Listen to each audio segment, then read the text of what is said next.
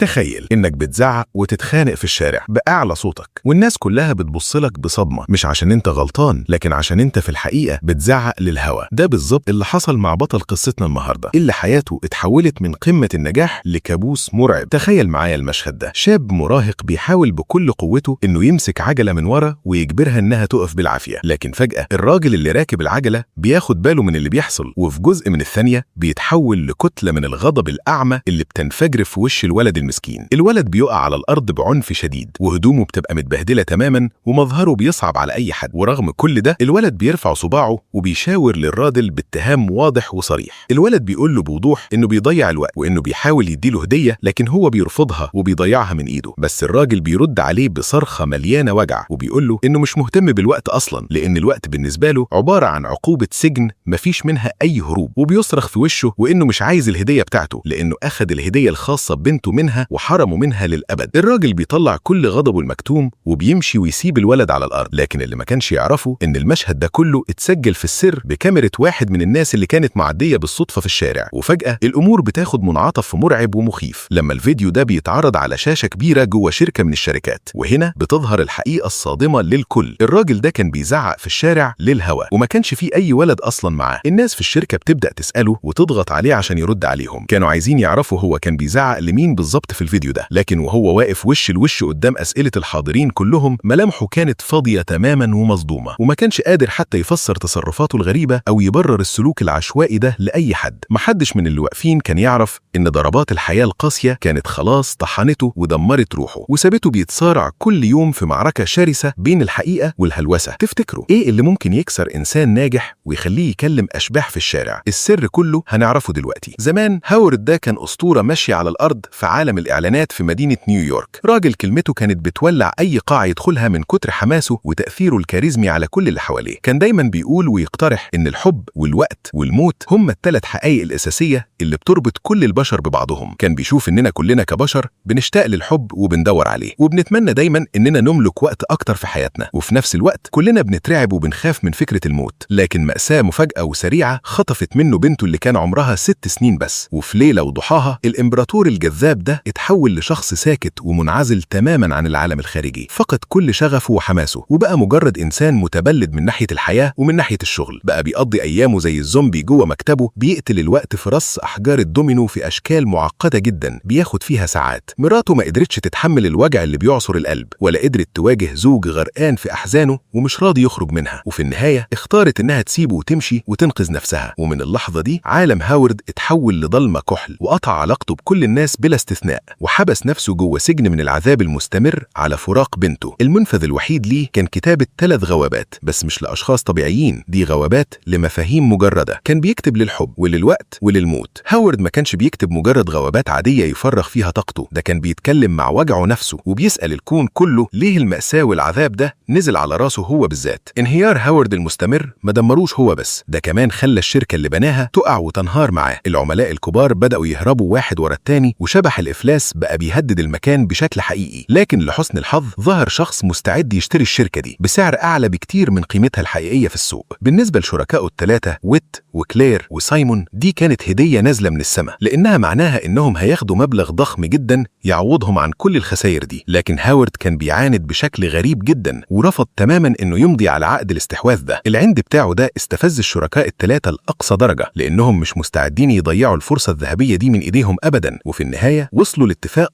إنهم يتحدوا مع بعض ويثبتوا إن هاورد غير مستقر نفسيا، وإنه ما بقاش مؤهل تماما إنه يدير الشركة دي تاني. بالطريقة دي هيقدروا يجبروه قانونيا على البيع ويحققوا أهدافهم الشخصية. لما الصداقة بتدخل في حسابات المكسب والخسارة بيبدأ الاختبار الحقيقي لطبيعة البشر. لو اندمجت في القصة لحد هنا ما تنساش تعمل لايك وتشترك في قناة فيلم علماشي الجديدة عشان يوصلك كل جديد، وخلينا نكمل حكايتنا. المحقق الخاص اللي عينوه قدر فعلا يوصل للغوابات اللي هاورد كان بيكتبها في السر. الغوابات دي كانت مليانة بيأس هاورد ووجعه اللي ملوش حدود، لكن الكلام العشوائي اللي في الورق ده ما كانش كفاية عشان يثبتوا إنه فقد عقله قدام الناس. وبما إن هاورد بيكتب للحب والوقت والموت كل يوم، قرروا يلعبوا لعبة خطيرة ومجنونة. قرروا يأجروا ممثلين يجسدوا ال3 مفاهيم دول، ويخليه يصدق إنهم بقوا حقيقيين وموجودين في الدنيا. وفعلا لقيوا فرقة مسرحية بتعاني من ظروف مادية صعبة، وأجروا 3 ممثلين عشان يلعبوا أدوار الحب والوقت والموت. الخطة كانت إن الممثلين دول يظهروا في حياة هاورد ويمثلوا إنهم استلموا غواباته دي بجد، ويبدأوا يفتحوا معاه كلام ويدخلوا في نقاشات طويلة. هدفهم الأساسي كان إنهم يستفزوه ويوجهوه عشان يتصرف بجنون وعشوائية أكتر، وبكده يثبتوا جنونه بالأدلة وهم بيصوروه فيديو من غير ما ياخد باله. الممثلين في الأول استغربوا الخطة دي وسألوهم إزاي عايزين يتلعبوا بوجع الراجل ده بالشكل ده، وهل الهدف من كل ده هو إنهم يعملوا فلوس كتير؟ لكن الشركاء كذبوا عليهم بسرعة وقالوا إنهم بيحبوا الراجل ده جدا، وإنه مش بس مديرهم في الشغل، ده صاحبهم وعايزين يساعدوه يخرج من أزمته. وطبعا مع إغراء الفلوس الممثلين وافقوا وسألوا بحماس هم هيقبضوا إمتى بالظبط. في الوقت ده هاورد كان بيحاول بيأس إنه ينقذ نفسه من الغرق، وكان دايما بيقف ساكت بره إزاز مجموعة دعم نفسي للمكتئبين وبيبص لهم من بعيد. كل اللي جوه القاعة كانوا بيشاركوا نفس وجع فقدان حد غالي عليهم، لكن هو ما كانش عنده الشجاعة الكافية إنه يزق الباب ويدخل يقعد معاهم. وهو قاعد لوحده في يوم على بنش في جنينة كلاب، بريجيت اللي بتلعب دور الموت بتقرب منه ببطء شديد وبتبدأ تقرأ كلام من جوابه بصوت مسموع، وبتقول له في وشه بكل صراحة إنها الموت اللي هو كتب له الجواب. هاورد بيتصدم لدرجة الذهول وما كانش متخيل أبدا إن صديق المراسلة الوهمي بتاعه هيظهر قدامه في شكل إنسان حقيقي، عشان كده بيهرب من المكان وهو مرعوب ومش مصدق عينيه. لكن بريجيت بتمشي وراه وبتفضل تشرح له وجهة نظرها عن الموت بإصرار رهيب. وهنا في ست معدية بتسأل هو الراجل ده بيكلم مين؟ كلام الست دي بيخلي هاورد يتلخبط أكتر وأكتر، وبيقتنع إنه أكيد مريض وبيهلوس بجد، فبيجري بسرعة ويسيب المكان كله. بريجيت بترجع وتبلغ سايمون إن هاورد كان بيترعش من الخوف وبدأ يصدق هويتها دي فعلا. وخلال كلامهم سايمون بالغلط بيكشف سر خطير كان مخبيه لسنين طويلة، وهو إنه مريض بمرض ملوش أي علاج، لكنه مش قادر يمتلك الشجاعة ويقول لعيلته. لما كان عنده 16 سنة اتشخص بنوع من أنواع السرطان اسمه الميلوما المتعددة، وفضل يحاربه في صمت تام طول السنين دي، لكن حالته خرجت عن السيطرة تماما قبل ولادة ابنه بأسبوعين بس. سايمون عارف ومدرك أكتر من أي حد إن كل الناس هتمشي في الطريق ده في النهاية، وإن الموت ده مصير مفيش منه أي هروب مهما طال الوقت. ولأنه عاجز تماما إنه يطول في عمره، كل اللي بيقدر يعمله دلوقتي إنه يحاول بيأس يسيب فلوس أكتر لعيلته عشان يطمن عليهم. سايمون كان دايما بيخاف من فكرة الموت، وبيخاف أكتر إنه يسيب عيلته من غير رعاية أو سند، عشان كده اختار دايما إنه يهرب من الحقيقة المرة دي. لكنه تجاهل حقيقة مهمة جدا، وهي إن أكتر حاجة عيلته محتاجينها دلوقتي مش كتمانه للسر، لكن محتاجين شجاعته وتحمله للمسؤولية معاهم. كل واحد فيهم كان مخبي كارثة في حياته بيهرب منها، بس الكارثة الأكبر لسه ما ظهرتش. في الليلة دي هاورد أخيرا بيجمع كل شجاعته وبيدخل من باب مجموعة الدعم النفسي. بيبدأ يدرك إن الفقدان ده مش مصيره لوحده في الدنيا، وإن الوجع ممكن الناس تسمعه وتفهمه وتحسه معاه. لكن لما مادلين اللي بتدير الجلسة بتسأله عن اسم بنته، الوجع القاسي بيرجع يكسره من تاني، وبيرفض تماما إنه يواجه الحقيقة المؤلمة دي. مادلين بتشوف انكساره وهشاشته وبتمشي وراه بهدوء شديد لبره الجلسة، وبتبدأ تشجعه بصبر شديد إنه يسيب الماضي ورا ظهره ويتقبل حياة جديدة. وبعدين بتشاركه تجربتها الشخصية وتفتح له قلبها. مادلين بدأت تتكلم عن بنتها وقالت إن اسمها كان أوليفيا، وإنها ماتت بسبب نوع نادر جدا من سرطان المخ معروف باسم GBM أو باختصار جليوبلاستوما مالتيفورم. وقالت إن بنتها كان عمرها 6 سنين بس لما ماتت. وبعدين رجعت سألته تاني بكل هدوء عن اسم بنته هو، لكن الكبت اللي استمر لفترة طويلة والشوق العميق كانوا خلاص حبسوا هاورد في سجن ملوش مفتاح، وخلوه مش قادر يتخلى عن وجعه أو يتكلم عنه أبدا. وفي الوقت اللي بيغرق فيه أكتر في اليأس وبيمشي زي الزومبي الفاقد الروح، بيتفاجئ بوجود شخص في مكتبه مستنيه. ده كان رافي اللي بيلعب دور الوقت. رافي بيطلع الجواب اللي هاورد كتبه للوقت، واللي كان كله اتهامات قاسية جدا، واللي بيوصف فيه الوقت إنه مجرد منافق كبير. هاورد كان شايف إن الناس بتمجد الوقت عشان بيداوي الجروح مع الأيام، لكن محدش فيهم بيقول إزاي الوقت ده بيدمر الجمال ويحول كل حاجة لخراب وتراب. حاسس إن الوقت ده مجرد حرامي سرق بنته منه وجلاد بيدمر كل حاجة حلوة في حياته، لكنه نسي تماما إن الوقت هو أعدى الهدية في الوجود وعمره ما بينحاز لحد على حساب التاني. رافي بيرد عليه بقوة في نفس اللحظة وبيتهمه إنه عمره ما فهم يعني إيه وقت أصلا، وإنه بس بيشتكي من الحاجات اللي ناقصاه وبيتجاهل تماما الوقت اللي لسه فاضله في عمره. رافي رد عليه وقال له